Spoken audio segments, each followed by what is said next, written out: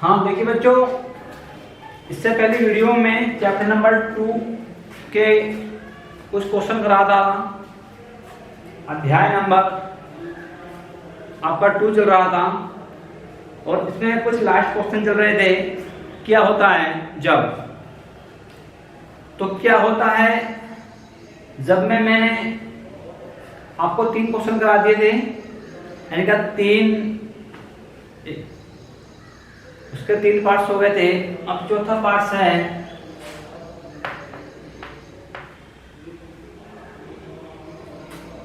आपको हेडिंग तो वही डालनी है। क्या होता है जब, क्या होता है जब, मैं आपको फर्स्ट डालनी है। क्या होता है जब सोडियम हाइड्रोक्साइड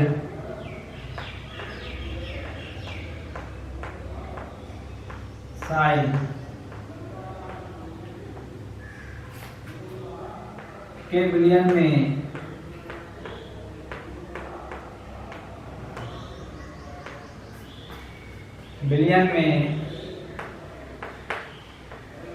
CO2 गैस प्रवाहित की जाती है,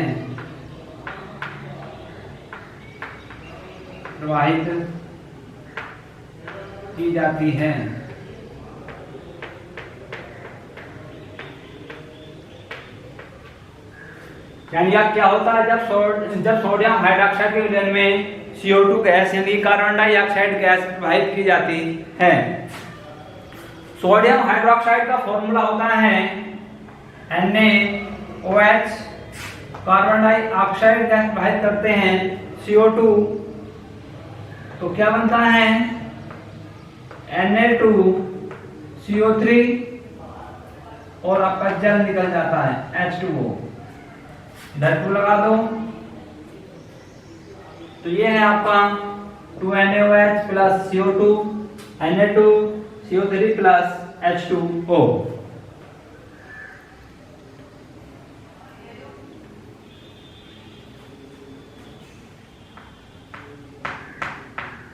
सेकंड रिएक्शन क्या होती है,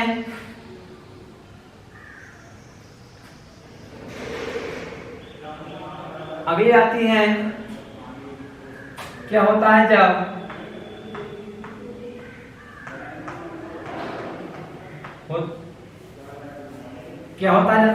इसका मतलब ये आपका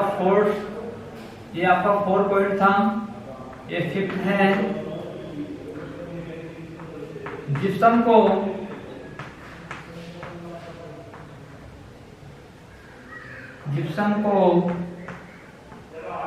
को 120 सेंटीग्रेड से 130 सेंटीग्रेड तक गर्म किया जाता है।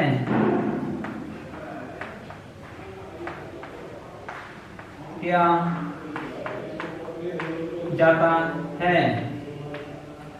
क्वेश्चन बहुत मोस्ट है, कई बार आ चुका है। जिप्सम को बीच में डैश लगा दो, 120 से 130 सेंटीग्रेड तक गर्म किया जाता है। आपको रिएक्शन कराई है, ये प्लास्टर ऑफ पेरिस के बनाने की विधि है। देख सकते हैं जिप्सम का फॉर्मूला क्या होता है, CaSO4 इंटू 2H2O।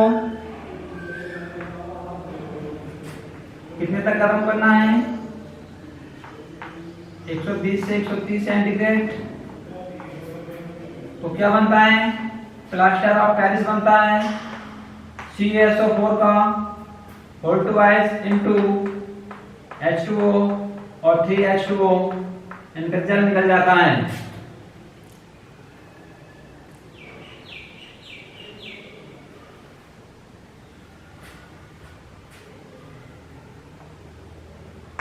अगली रिएक्शन है रिएक्शन नंबर 6।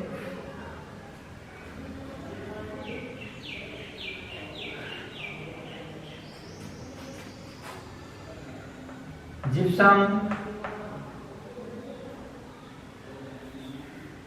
अगला क्या होता है जब plaster of Paris, plaster of Paris, of Paris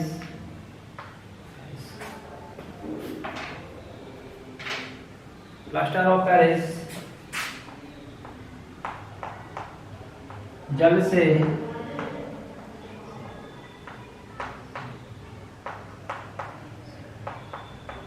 अभिक्रिया करता है,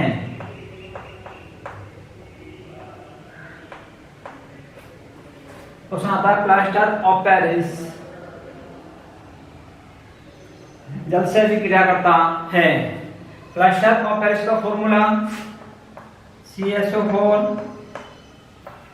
का होल डिवाइड इनटू H2O, जल से अभिक्रिया कर रहा है, H2O ले लो, बनता क्या है जिप्सम, CaSO4 इनटू 2H2O बनता है, बुलाना पड़ेगा। इनको नोट करिए।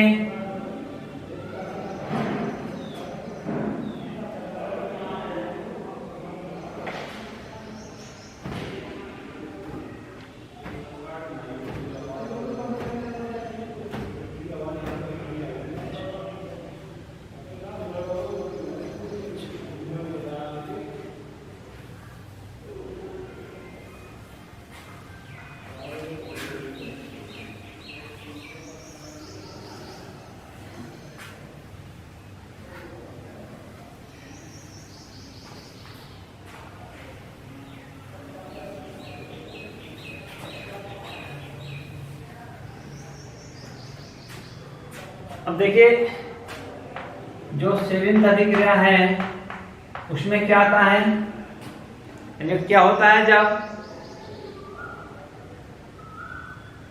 रंजक चूर्ण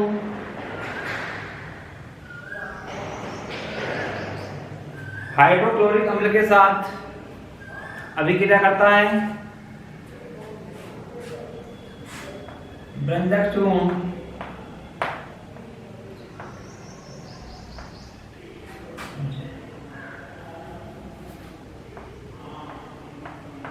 रंजक चूर्ण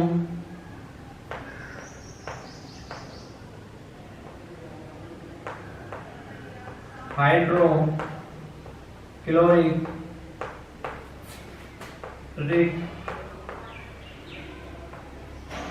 अम्ल के साथ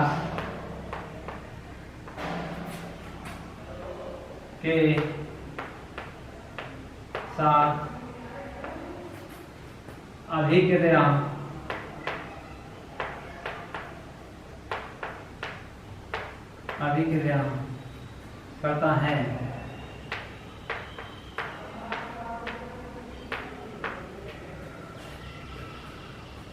रंजक चूर्ण का फॉर्मूला होता है CaOCl2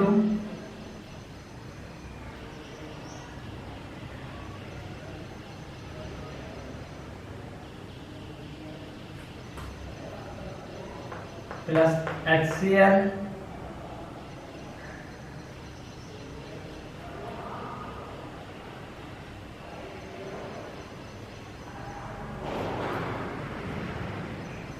इस अभिक्रिया में कोई अभिक्रिया नहीं है, एक मिनट, ये अभिक्रिया नहीं है, ये अभिक्रिया आपकी बुक में नहीं दे रखी है, ठीक है, ये अभिक्रिया नहीं दे रखी है। अब देखिए, अब इसी को आगे करते हुए एक आपका क्वेश्चन आता है सूचक। देखिए ये टॉपिक आपका छूट गया था, सूचक,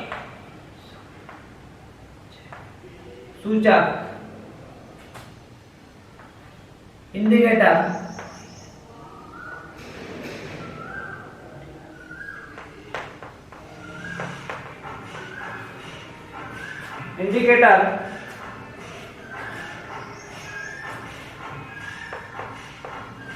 इंडिकेटर्स किसे कहते हैं, इनका सूचक या इंडिकेटर किसे कहते हैं। देखिए मोस्ट टॉपिक है, बीच में छूट गया था, इसलिए इसको आप इस वीडियो में बता रहा हूं। ठीक है, सूचक वे पदार्थ होते हैं जो किसी विलयन की प्रकृति को बताने में सहायता करते हैं, सूचक कहलाते हैं। जैसे लिटमस पेपर एक आपका प्राकृतिक सूचक है, और यदि आप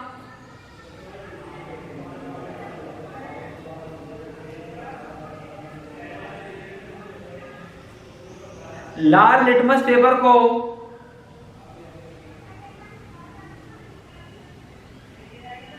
लाते हैं और क्षारीय विलयन में डालते हैं, तो क्षारीय विलयन में वो लाल लिटमस पेपर नीला हो जाता है, और नीला लिटमस पेपर यदि आप अम्लीय में डालेंगे तो फिर से लाल हो जाएगा। तो ये सूचक होते हैं, और इन सूचकों की सहायता से हम किसी विलयन की प्रकृति का पता लगा सकते हैं। अर्थात वे पदार्थ जिनका अम्लीय माध्यम में अलग रंग तथा क्षारीय माध्यम में उससे भिन्न रंग होता है, सूचक कहलाते हैं। अतिवस्त्र में अर्थात वे पदार्थ जिनका अम्लीय माध्यम में एक रंग तथा क्षारीय माध्यम में अलग रंग होता है, ऐसे पदार्थों को हम सूचक कहते हैं। तो आपके सूचक की परिभाषा क्या बनेगी? वे पदार्थ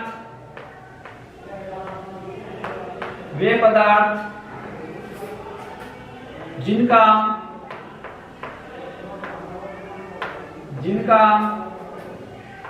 अम्लीय माध्यम में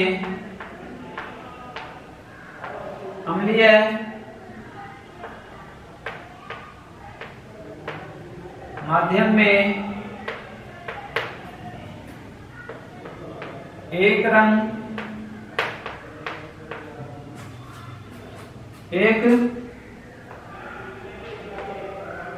रंग था, क्षारीय माध्यम में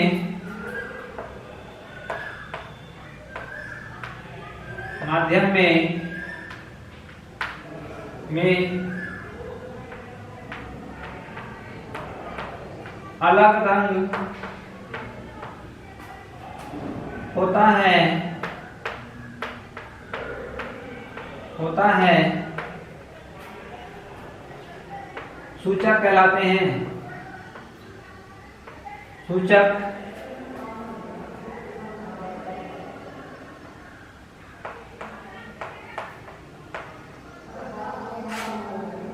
कहलाते हैं। जिनका अम्लीय और क्षारीय माध्यम में अलग अलग रंग होता है, वे पदार्थ सूचक कहलाते हैं। जैसे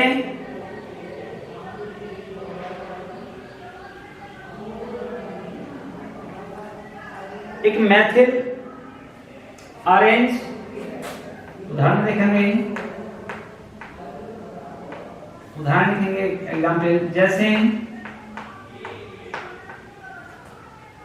मैथिल ऑरेंज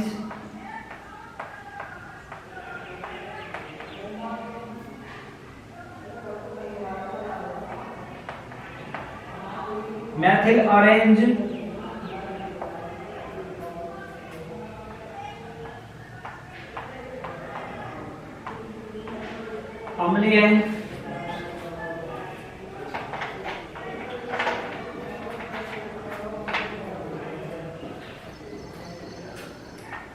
अम्लीय, माध्यम में लाल तथा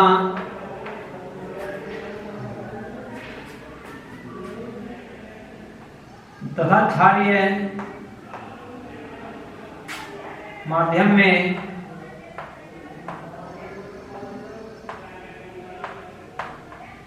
में पीला होता है।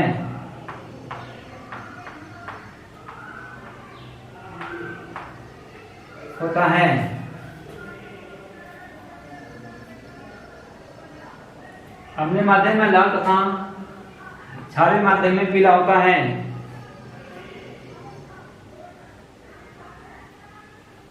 ऐसे ही एक आपका फिनाइलिन आता है,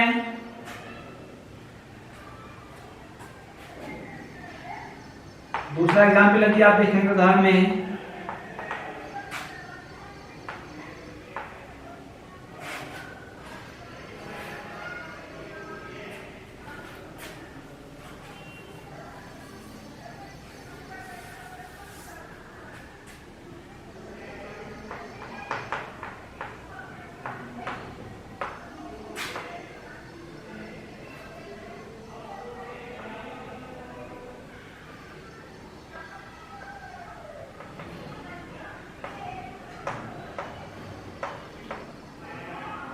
फिनाइलिन।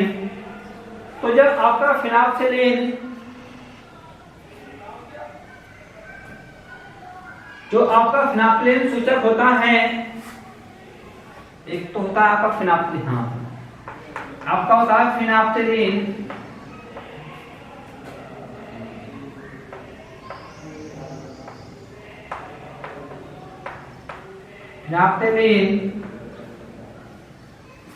जो आपका फिनाइलिन सूचक होता है वो अम्लीय माध्यम में,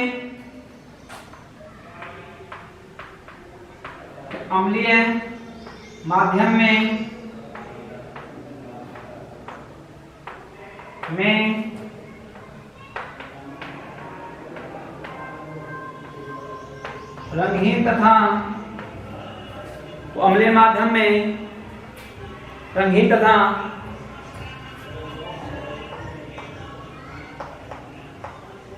क्षारीय माध्यम में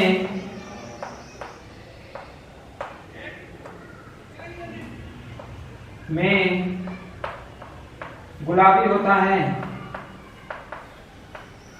गुलाबी होता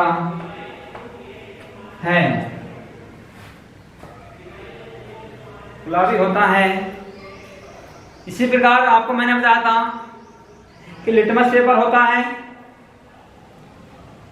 तो जो लिटमस पेपर होता है